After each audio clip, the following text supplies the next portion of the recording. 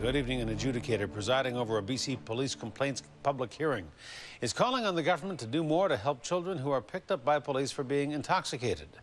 Retired Judge Alan Filmer ruled that 2 Victoria officers who placed a 15-year-old girl in leg restraints into a padded cell more than 5.5 years ago abused their authority.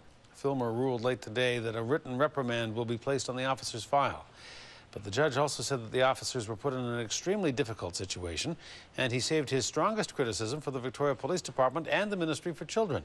A News reporter Stephen Andrew has our top story, new at 6. This Victoria police video of 15-year-old Willow Kinloch laying in a padded cell with her legs tied together for more than 4 hours drew international attention and outrage. In the 5.5 years since it happened, it's been the center of a criminal investigation, several internal police investigations, a civil trial, and now a police complaint public hearing. Today, an adjudicator ruled 2 Victoria police officers will receive a written reprimand for abuse of authority for placing Kinloch in the cell. But the adjudicator also noted the officers' excellent police record before and after the incident. But as retired Judge Alan Filmer left the hearing, he had clearly ignited what will be the next chapter in this case, a debate on how BC should care for intoxicated children picked up by police. Filmer said police were placed in a very difficult position dealing with Willow Kinloch, found drunk and wandering a downtown Victoria street at midnight. When she sobered up, the officers took Kinloch home. They said no family member could be contacted, so they decided to take her back to police cells. When she became agitated, they placed her in leg restraints. The adjudicator ruled that was an abuse of authority. Filmer says from now on, leg restraint should only be used as a last resort on children and should be removed as soon as possible.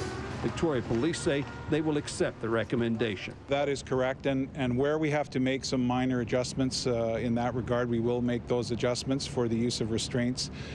With regard to the care of children in our custody, we have already moved our policy to be such that it is a last resort that they are kept there. Filmer is also calling on BC's children's representative to look into the case and says the government needs to ensure a social worker is available immediately to children, even if the child is picked up intoxicated. Retired judge criticizes the government for using a convoluted system that has police placing calls to Vancouver to get help. And quite frankly, we have no business being in the business of dealing with drunken children.